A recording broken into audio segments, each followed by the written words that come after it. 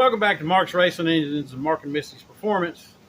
Earlier today, I had a viewer call me, actually, and asked me to show him how to de-burr bearings or explain how I do it because I'd done the one showing how to do the thrust. And I'm not going to do that in this video. I'm just going to show how to de-burr the rest of the bearings. If you want to see what I do to the thrust, go watch that video. But anyway, the first thing you need to do, and this, he's building an LS. I'm kind of showing on a small block Chevrolet here because and this is just for demonstration purposes. The engine hasn't been cleaned or anything. This is just for demonstration, so don't harp on me about how nasty it is or whatever. But the first thing you need to do is clean the bearing when it comes out of the box. Now, I just pulled this bearing straight out of the package, and you want to get down in that groove, any grooves that are in there, and clean it. Now, you're going to do this twice. After you deburr the bearing, you're going to do it again. But you can see, I don't know if you can see on that in the camera shot, but there's actually pieces of flash coat, the oil and stuff that they put on the bearings, machining oil. I mean, all that crap is on the bearing. And I have seen people just take bearings and just throw them in the motor. Don't do that. The second thing we're going to do is we're going to take a needle file and push the camera down here so I'm not having it. Okay. And you can get these needle files at Harbor Freight. They come in a package of like 8 or 10. There's different round ones, and the round ones are good for going around like the main saddles, like right in here, which I'm going to show you here in just a minute. But all right, so the first thing you need to do to deburr the bearings is you need to get on this edge right here. Now, you don't want to file on this side of the bearing on the main bearings of the rod bearings. You don't want to do that. That's only on the thrust that you do that. And you don't want to file across here because that's your crush area. But what you do want to do is get the dogs out of here. Get! Go on. Get. Leave that kitty cat alone. Get! Every time I try to film. Every time. Anyway, get! Leave that cat alone. I'm telling you. I'm going to jerk a knot in your tail.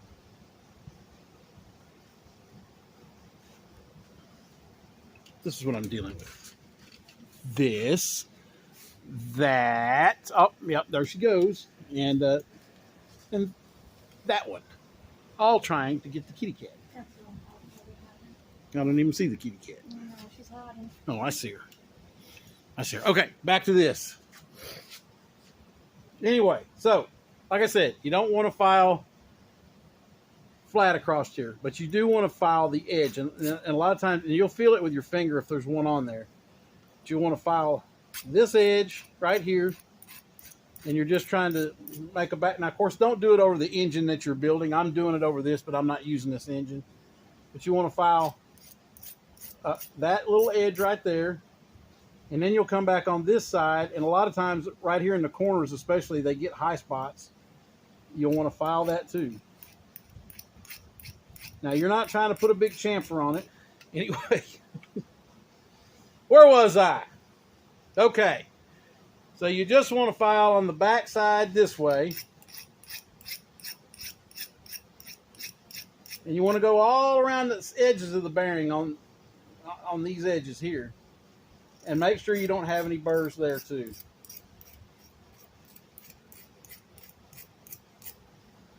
And feel it with your finger. Make sure you don't have anything. A lot of times you'll get a burr on top of the bearing tang. You want to make sure it's off of there. Now generally, king bearings, I don't have a whole lot of trouble with them being burred up, but I deburr them anyway. I hope you're getting all this in the camera, but anyway, so after you've done that, then you want to go back and hit this little edge right here. Like I said, and you're just trying to roll that around. All right, now you're wanting to do the same thing on the rod bearings.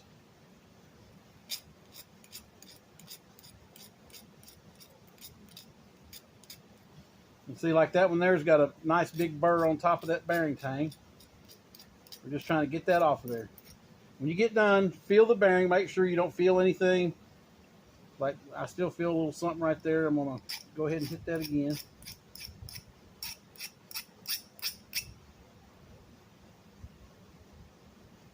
Okay, now that's gone. Now, one thing I almost forgot to mention is the oil hole in the bearings right here.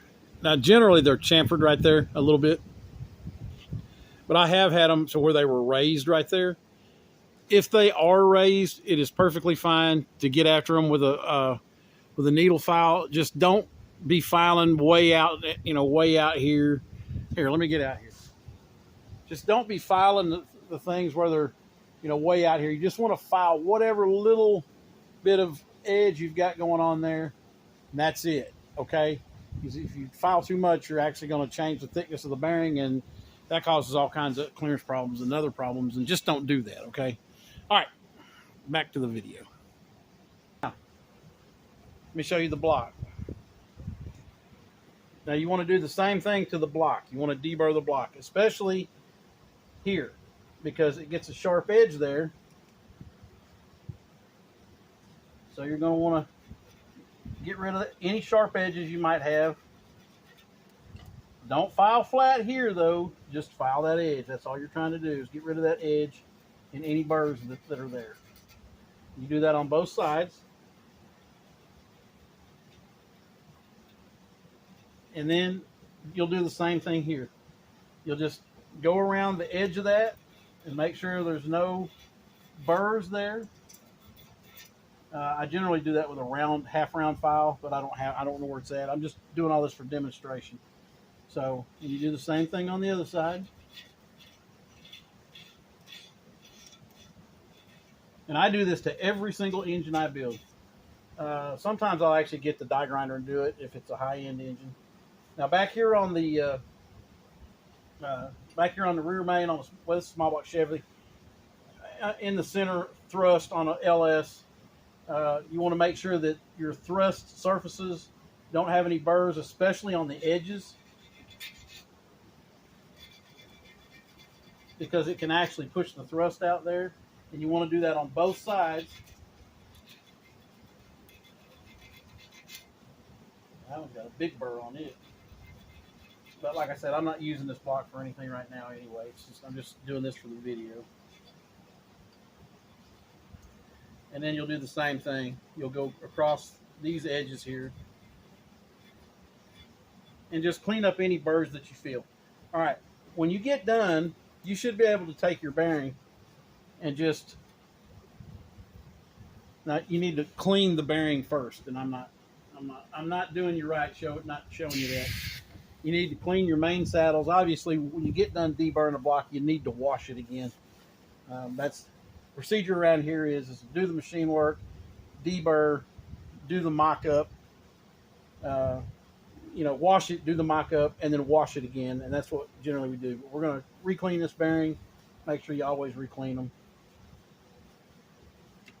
And see, I got trash off of it just then from me deburring it.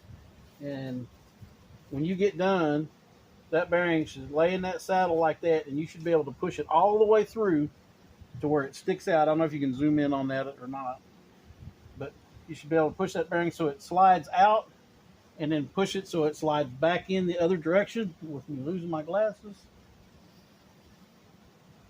and not have anything hanging up. It should slide back and forth easy, just like that. Same thing with your rod bearings. If you want to come over here, you want to deburr the rod bearings the same way. You just want to hit those edges, same exact spots as you did the main bearings, and kind of roll that edge around if there is one. Feeling it with your fingernail, and also the back side of the bearing here. You want to go across all of that.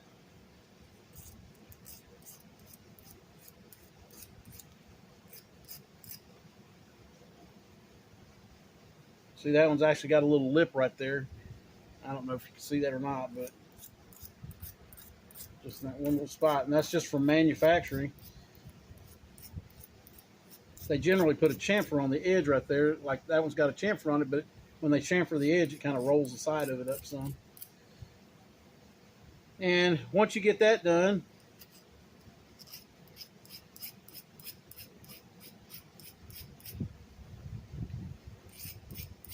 You want to clean it again. Now, you want to do the rods the same way if it's a small block Chevy or something that has a square cut or a non-cracked cap. Now, most of your...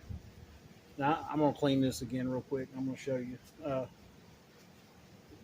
Now, this, I just happen to have an LS rod. And small block Chevys and LSs have the same rod bearing. So, but LS has a cracked cap, okay? And what that means is they scribe around it and they break the cap off of the rod. That's why it looks like this rod here. And this rod is, I haven't machined it. This is just an old rod I have. So, but generally on crack cap rods from the factory, if you see that gap right there, they've already chamfered it. They do that from the factory because you really don't want to be filing on the cracked cap surface. I mean, if it's got a sharp edge, you can just be real careful that you don't get into that area because it can change, it can screw the rod up. But now the same thing, you want to be able to put that bearing in that rod after you've cleaned it, and you should be able to slide that bearing back and forth inside of that rod without it hanging up on anything, just like that. All right, guys, that's it for this video. I know I haven't been posting videos lately. I've been really busy, had a lot going on in my life, but I have a ton of footage and I need to get in there and edit. I've got the 408 Dodge that I did. I've got the LS, the Stroker LS that we just did for a customer. I think there's 3 or 4 more builds that I've got that's coming. I just haven't edited it, and it's hard to film and edit and all that and still work as busy as I am right now. I'm doing this 351 Windsor over here right now. It's just a stock build, but I'm videoing that. I'll bring that in for you Ford guys. I also got a 408, a Stroker 351 that I'm going to go ahead and build for this customer. He's a friend of mine, and I haven't heard from him in a while, but we needed parts for it. He couldn't afford the parts at the time, so the project got put on hold. I'm going to go ahead and buy the parts and put this engine together because it's good video content, and I'll work with him on what he wants to do with it after I get done. I don't even know if he still has a car. Anyway, God bless you guys. Get out there and build something. See you around.